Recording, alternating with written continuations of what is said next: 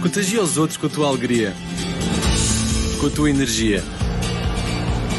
Contagia os outros com os teus talentos musicais. Contagia os outros com memórias de dias felizes. Não com o vírus. O futuro começa agora. E quanto mais cuidados tivermos separados, mais rapidamente voltaremos a estar juntos. Por isso, protege-te e influencia todos à tua volta a fazerem o mesmo. Contamos contigo. Contamos com todos. Juntos vamos vencer o vírus. Olá, boa noite. Bem-vindos a Matosinhos Saudável, um programa da Matosinhos Sport e da Câmara Municipal de Matosinhos. O meu nome é Marta Rocha e sou uma das nutricionistas dos gabinetes de aconselhamento alimentar da Matosinhos Sport e hoje, como já irei ter visto, venho cá falar-vos sobre alternativas vegetais à proteína animal e antes de começar gostava de vos convidar a colocar questões nos comentários que possam ter sobre este tema, está bem? Antes então de começar propriamente com as alternativas vegetais à proteína animal, gostava só de deixar aqui alguns esclarecimentos, porque às vezes surgem algumas... ouvimos falar de algumas definições que nem sempre percebemos muito bem, porque nem sempre são bem aplicadas, por assim dizer. E estou a falar nomeadamente da questão das pessoas que são vegan ou vegan, vegetarianas.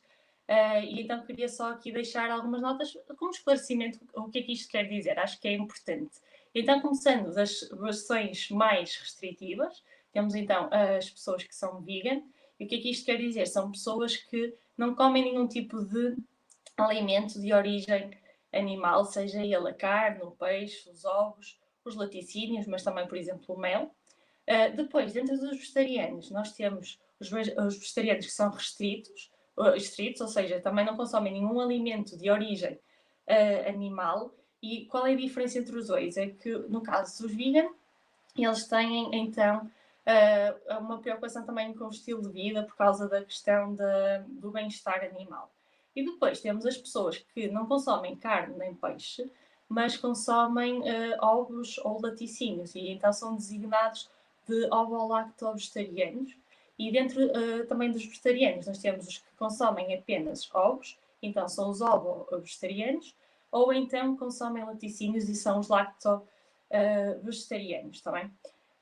E depois, aqui a questão de se existe ou não vantagem em escolher um padrão alimentar que se baseia numa base vegetal em vez de proteína de origem animal.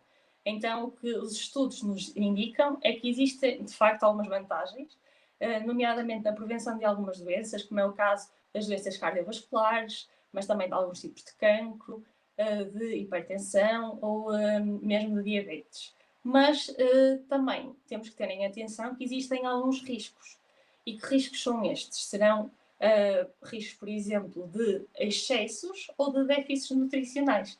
E atenção que isto aqui não é uma questão exclusiva de uma alimentação vegetariana. E aqui estou a falar do vegetarianismo para ser assim mais simples de passar a mensagem, está bem? E vou daqui para a frente falar, no caso, das pessoas que não consomem nenhum tipo de alimentos de origem animal, também para ser mais abrangente.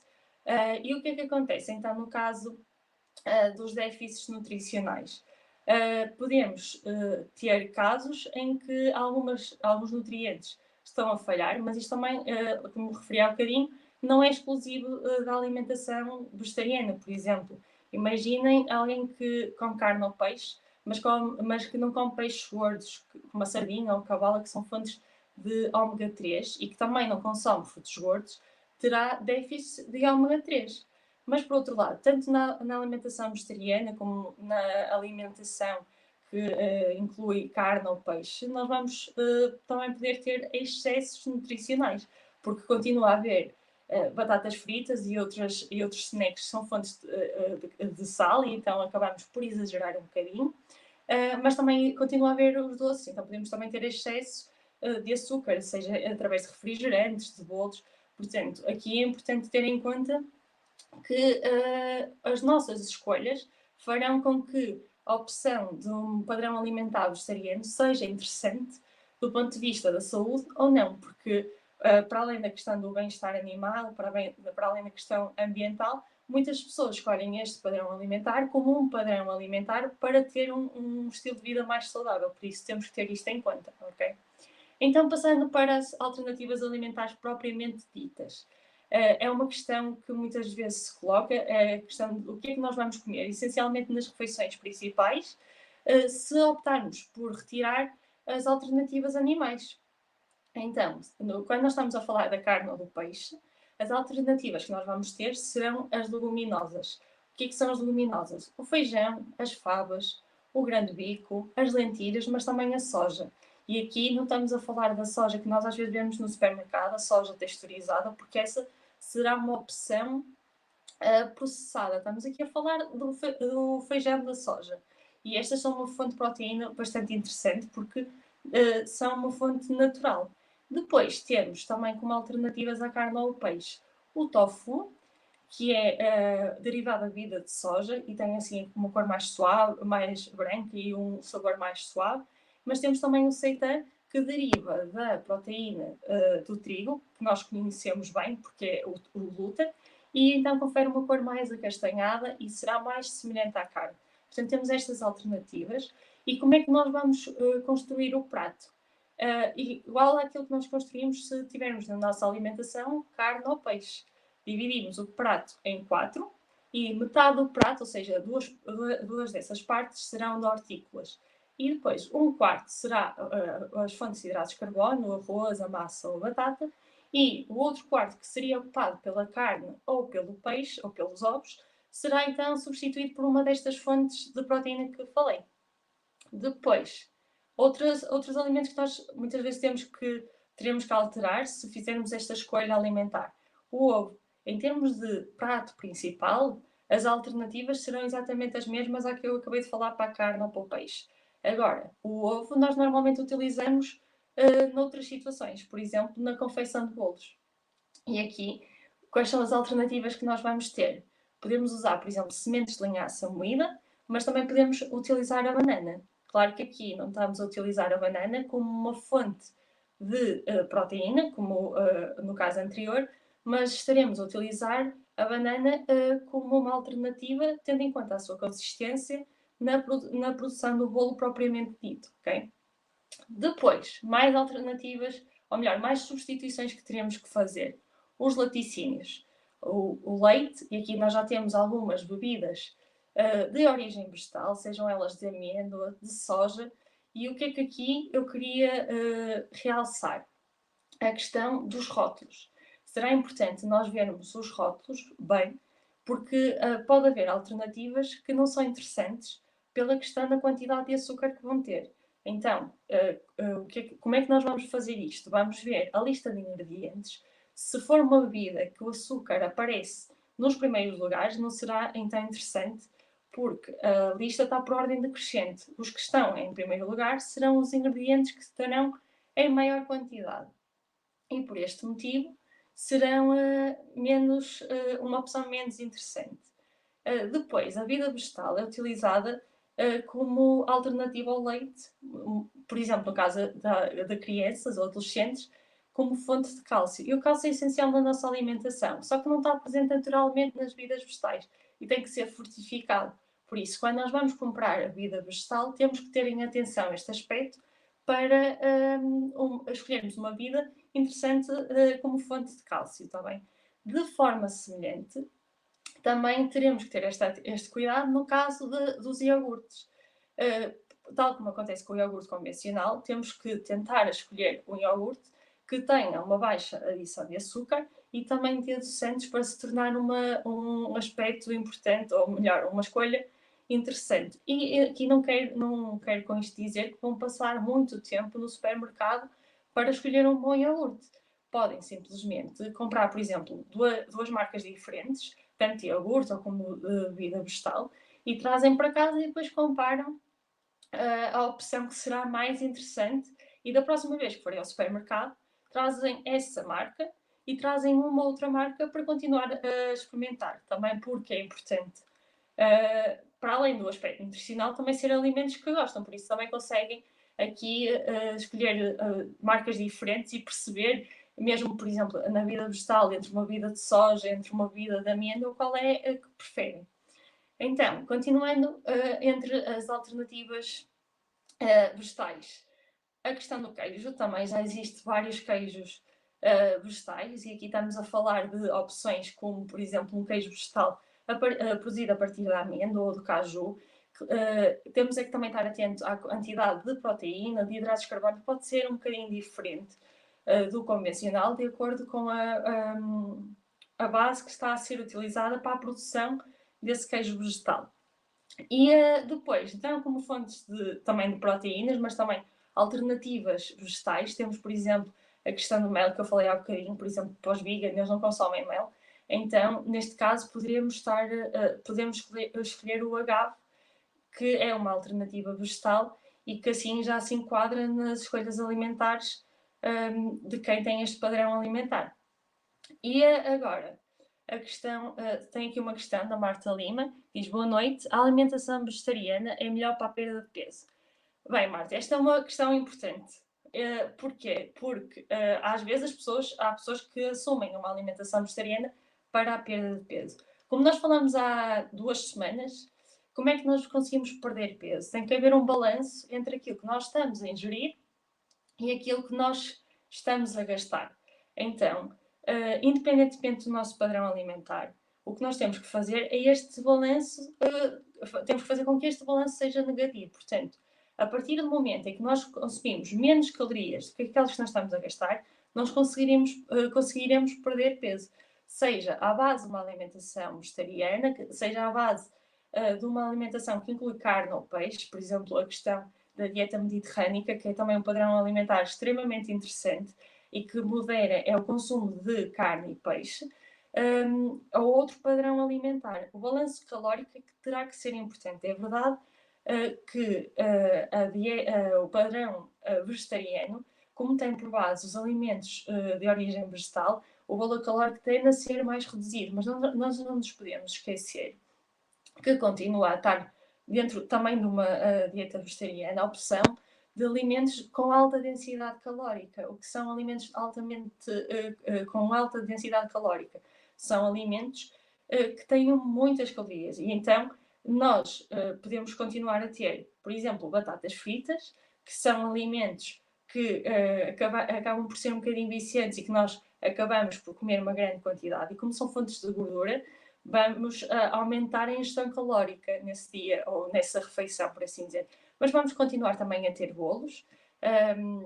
Pode ser ou não um bolo que tenha o ovo, dependendo do padrão alimentar escolhido, mas continua a haver essas opções. Portanto, não é regra assumirmos que por termos uma alimentação vegetariana vamos ter mais facilidade a perder peso.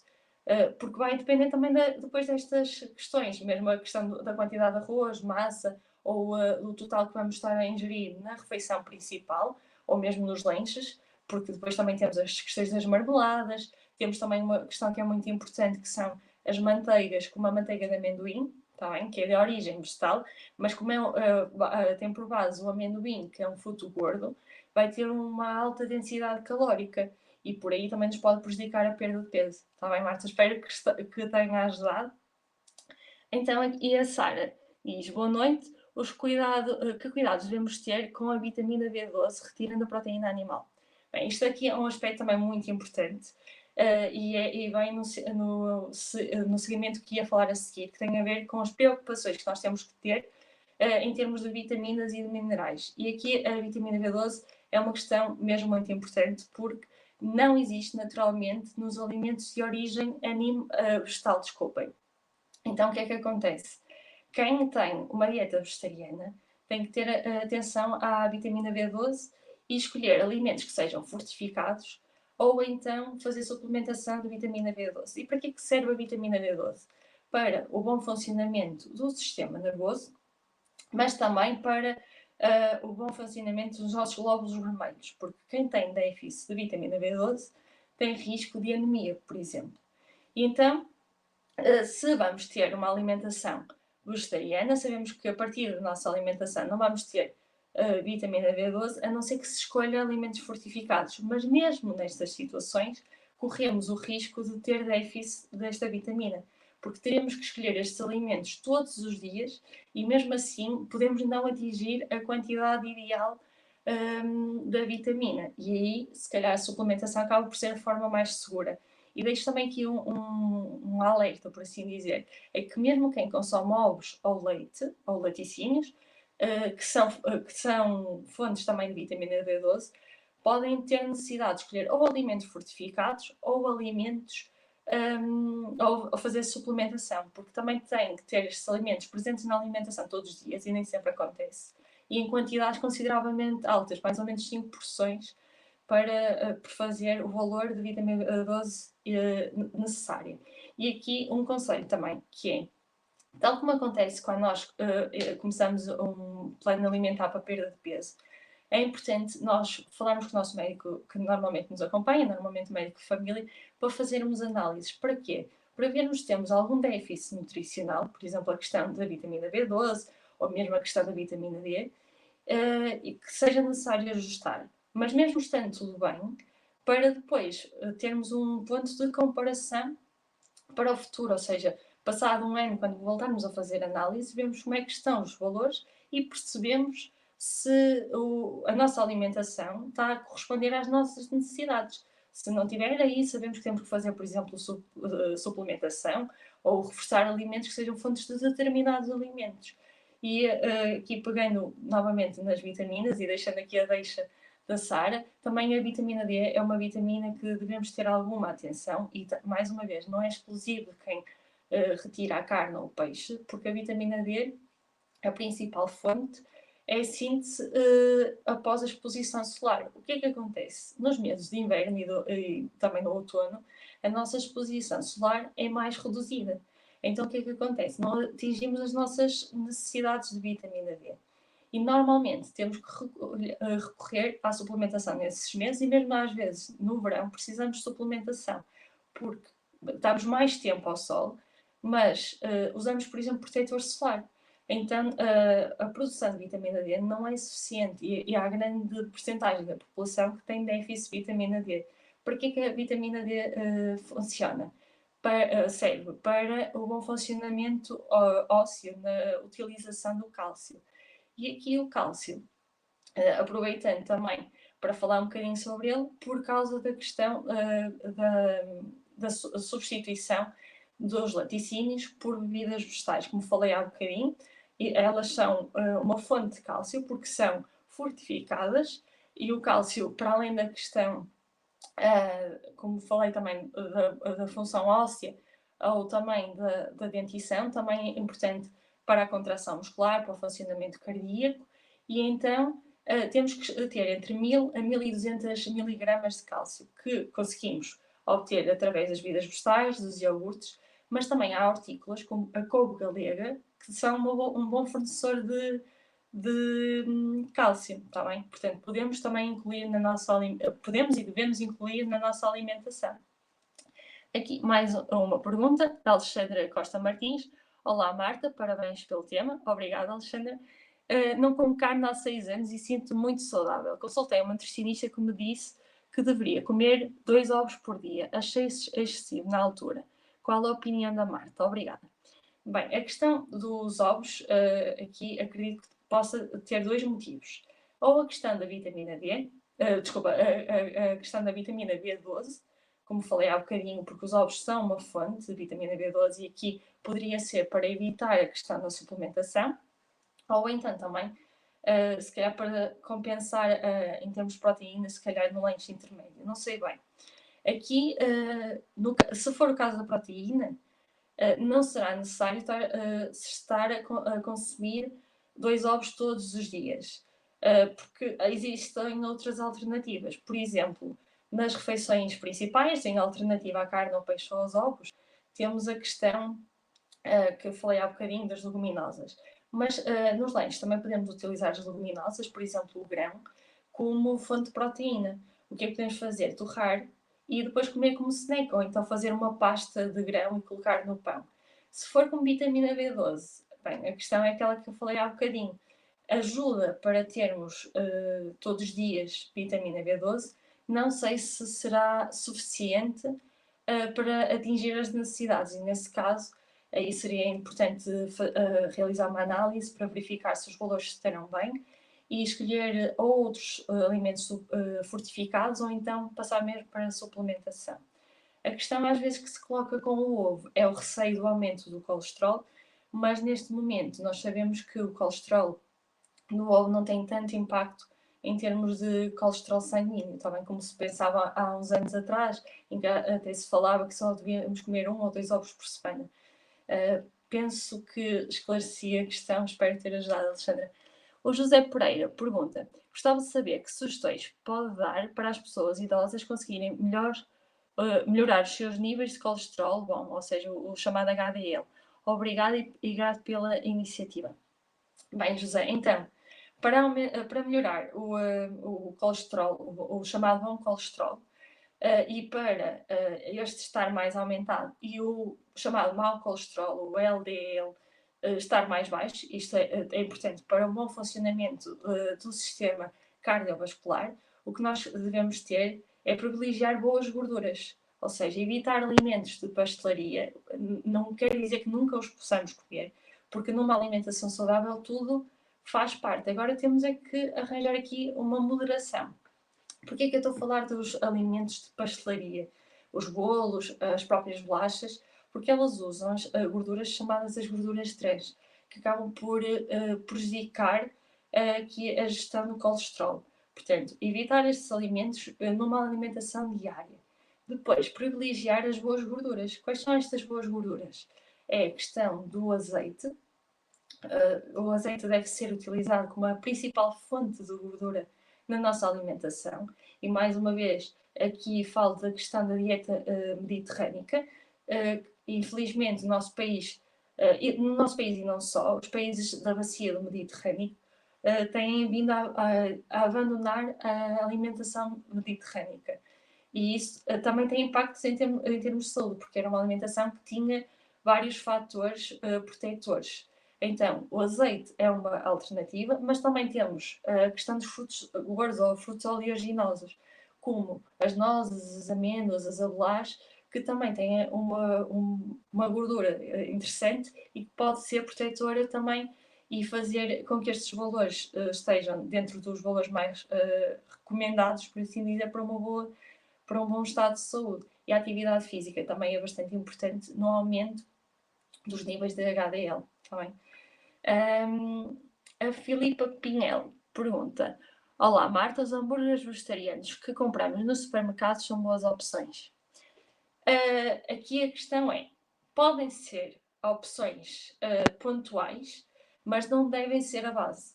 E já aconteceu terem consulta pessoas que deixaram alimentos animais, ou seja, a carne, o peixe, os ovos, e passaram para uma alimentação vegetariana, mas por uma questão de comodidade e também por não saber muito bem como é que deveriam constituir o seu prato, tinham estes alimentos como a principal fonte de proteína das refeições. E aqui eu vou dar o exemplo das opções animais. Não é a mesma coisa nós estarmos a comer frango ou estarmos a comer hambúrgueres de frango que compramos já pré-feitos no supermercado, porque vão ser alimentos muito processados.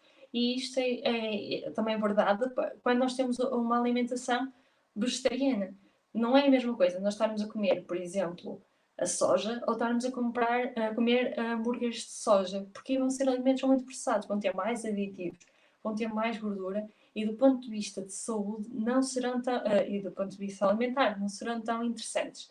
Para além de que acaba por fazer com que a alimentação também passe a ser uma alimentação mais cara, porque estes alimentos também serão mais caros do que, por exemplo, comprar o feijão ou a soja do seu ponto de vista natural. Portanto, por estes dois motivos, não devem ser uma escolha alimentar regular na nossa alimentação. Tá bem? Não quer dizer que não estejam presentes, podem estar, era ter em casa por uma questão de comodidade, porque há dias em que podemos chegar a casa mais em cima da hora de jantar e precisamos ter alguma solução, mas não devem ser a nossa principal escolha. Tá bem? Isto é importante. O Manuel Silva pergunta: acha importante a ingestão de leite ou acha dispensável? Obrigado. Não é obrigatório, Manuel, não temos obrigatoriamente que consumir o leite, Na realidade, há poucos alimentos que sejam obrigatórios nós termos na nossa alimentação. Quase sempre conseguimos arranjar alternativas. E o leite é um desses exemplos. Conseguimos alternativas em termos de proteína, já falei aqui de algumas de origem vegetal, mas não tem só que ser de origem vegetal. Podemos, por exemplo, substituir o leite pelo iogurte ou pelo queijo. Não sei se a questão aqui seria só o leite ou os laticínios, mas se não fosse, temos estas opções nos leites. E mesmo também em relação ao cálcio, a fórmula também é um bocadinho a mesma. Temos as vidas vegetais, temos os iogurtes vegetais e temos as opções animais, como a questão do iogurte convencional. Ou então também as opções, dentro das opções vegetais, temos a questão da couve-galera, que é um bom exemplo, o próprio agrião, de fontes alimentares vegetais que nos dão mais ou menos a mesma quantidade que nos daria um copo de leite em termos de cálcio, está bem? Portanto, não é obrigatório. Há pessoas que não gostam, há pessoas que têm intolerância e podem perfeitamente viver sem esse alimento. Não temos que fazer um sacrifício para consumir o leite por causa disso. Portanto, acho que é um bocadinho por aqui. Mais aspectos importantes quando falamos então da substituição da proteína animal por proteína vegetal. A questão do iodo também é um aspecto que nós devemos também ter em conta. Aqui podemos utilizar, por exemplo, o sal iodado, está bem? Claro que temos que ter um aspecto importante em conta. Não vamos, para atingir a nossa dose de iodo, começar a aumentar muito ao sal, porque aí depois vêm outros problemas e também acaba por não ser interessante. Mas podemos substituir o sal normal, o sal convencional, por sal iodado, e aí também teremos vantagem. Outro aspecto muito importante e que as pessoas, só aqui um bocadinho, a Emília Pereira, o que comer para tentar baixar o mau colesterol. Obrigada e parabéns pela iniciativa, muito útil. Bem, Emília, foi o que eu acabei de dizer há bocadinho.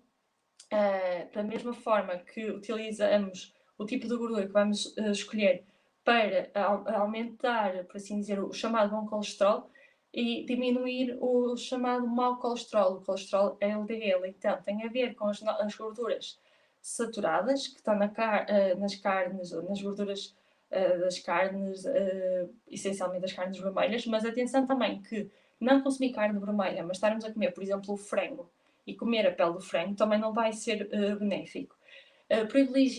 Evitar também os produtos de pastelaria, por causa das gorduras hidrogenadas, das gorduras trans, e depois beneficiar das boas gorduras. Os peixes gordos, como o salmão ou a cabala, que são ricos em ômega 3, e também o azeite e os frutos gordos. São assim os principais cuidados que nós temos que ter por causa do colesterol. E uma coisa também importante, e que nos últimos anos os estudos nos têm indicado, é que o açúcar também tem um papel importante na questão do colesterol. Portanto, convém também termos atenção para não estarmos a exagerar no açúcar, porque o açúcar por si também é capaz de conduzir ao aumento do colesterol. E não só as gorduras, como nós pensávamos até há uns anos atrás também. Portanto, as duas questões são importantes. Pegando então, mais uma pergunta do José Paulo. Boa noite, o atum é melhor em água ou em azeite? Idealmente, eu diria em água, porque aí nós depois conseguimos colocar a quantidade de azeite que desejamos, a qualidade também do azeite que nós desejamos. E acaba também por ser mais interessante por aí, principalmente, por exemplo, se estivermos a tentar controlar o peso, está bem? Porque senão, no atum que vem em azeite, temos que escorrer muito bem, mesmo assim às vezes fica um bocadinho mais de azeite que aquilo que seria desejado. Mas também tem uma vantagem, que é, existem alguns nutrientes que são chamados nutrientes lipossolúveis. O que é que isto quer dizer? Que são, que vão ficar dissolvidos na gordura. E nesse caso, o azeite o atum em azeite pode também ter vantagem, porque vamos conservar um bocadinho mais estes nutrientes. Portanto, aqui fazer um balanço. Por norma, aconselho o atum em água, porque conseguimos controlar a quantidade, está bem? Porque, se calhar, entre os dois, pesa mais isso. Essencialmente, se estivermos a falar de controle de peso, ou também aqui da questão do controle do colesterol. Acaba por ser melhor assim desta forma. Então, queria falar aqui da questão do ferro, porque é uma questão que muitas vezes as pessoas têm algum receio quando é para passarmos quando querem passar para uma alimentação vegetariana ou querem deixar de comer carne e o peixe, têm um bocadinho de receio de ficar com déficit de ferro. Porquê que esta questão surge? Porque o ferro de origem vegetal tem uma menor capacidade de absorção do que o ferro de origem animal, que é o chamado ferro M. Então, o que é que acontece? Não temos não nos precisamos ficar preocupados com a questão do ferro, temos é que ter algumas atitudes. Duas delas são atitudes que nós devemos promover, duas delas são atitudes que nós não devemos promover. Começando pelo que nós devemos fazer. Devemos introduzir na refeição vitamina C, seja através de frutas como a laranja, o kiwi, a papaya, seja através de hortícolas, como por exemplo os espinafres, ou os pimentos ou os brócolos, está bem? Porque vão ter vitamina C e vão ajudar a aumentar a absorção de ferro.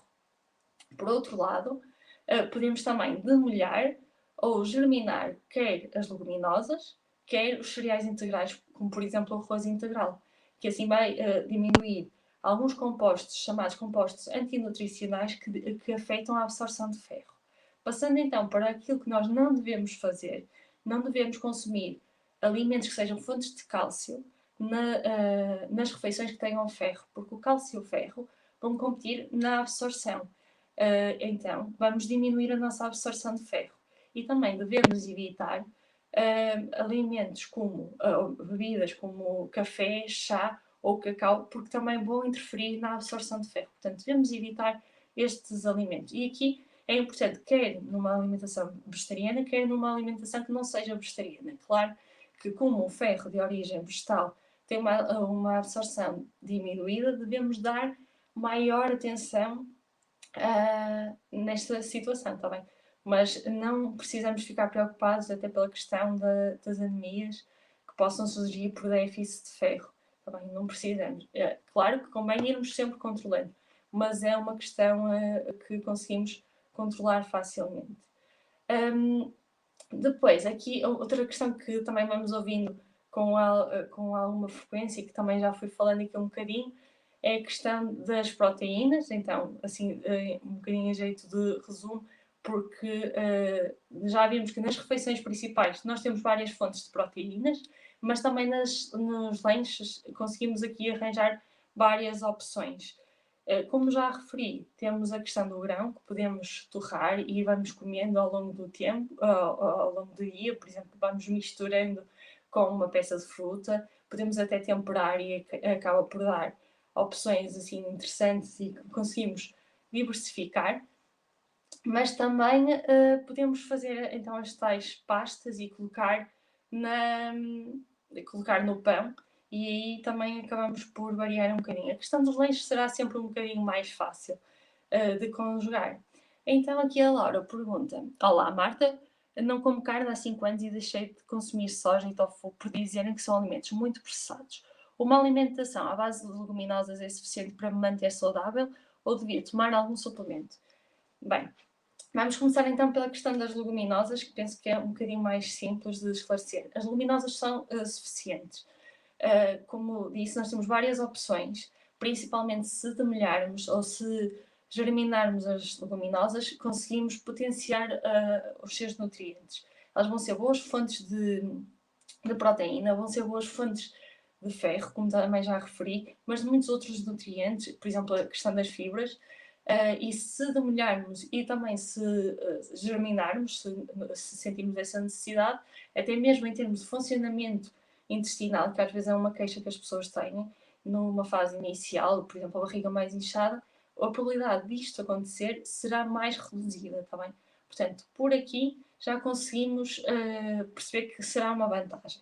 Agora, quanto à soja e ao tofu, aqui importa separar na questão da soja duas situações. Se estamos a falar de feijão de soja, ele não será processado, é um alimento dito natural. É verdade que existem vários receios relativos à soja, nomeadamente em relação à questão dos estrogénios ou de fitoestrogénios, o que os estudos nos indicam é que não parece ser um problema grave como, foi definido há uns tempos também. Portanto, não será por aí um problema. Depois, existe a soja texturizada. E aqui já será um alimento mais processado. Não quer dizer que não se possa consumir, mas não será ideal consumir na base, um bocadinho como a questão dos hambúrgueres. Pode estar presente, não deve estar sempre presente. Existem outras alternativas. As luminosas serão uma alternativa um bocadinho não, uma alternativa mais interessante por ser mais natural também. A questão do tofu, é verdade que é processado, mas não é muito processado. Se nós formos ver a lista de ingredientes, é reduzida. Como eu disse há bocadinho, ele é produzido a partir da vida de soja. E é uma fonte também interessante, por exemplo, de cálcio. Por isso é interessante nós termos na nossa alimentação. Não é obrigatório, quer seja a soja, quer seja o tofu, quer seja o aceitã, não é obrigatório nós termos na nossa alimentação. Mesmo numa alimentação vegetariana, podemos passar perfeitamente bem apenas com as leguminosas. Está bem, Laura? Espero que tenha esclarecido. Então, como resumo, a alimentação vegetariana pode ser uma opção saudável, pela questão que já fui falando, em termos de ser uma opção com várias opções que previnem situações de doença, alguns tipos de cancro, até mesmo a questão do excesso de peso ou da obesidade, como nós fomos falando, também parece ser um veículo para conseguirmos controlar o peso, porque tendencialmente o valor calórico da refeição será mais reduzido, mas as nossas escolhas terão sempre um grande impacto, porque também, como referi, uma alimentação vegetariana pode ter opções, podemos fazer opções não tão corretas, quer em termos de excessos, quer em termos de déficits, tudo vai depender daquilo que nós formos colocando no prato, está bem? E isto é muito importante, não é exclusivo da alimentação vegetariana, qualquer padrão alimentar tem esta questão. Bem, espero então ter esclarecido as vossas dúvidas e que, por acaso, as pessoas que tenham um estilo alimentar, um padrão alimentar que não inclui carne, peixe ou ovos ou outros alimentos derivados, que tenham saído aqui mais esclarecidos. Queria aproveitar para vos convidar para na próxima semana, também na quinta-feira, estarem presentes no Matosinhos em Forma, e daqui a 15 dias, Matosinhos Saudável também volta a estar por aqui, também na quinta-feira. Até lá, mantenham-se seguros e boa noite.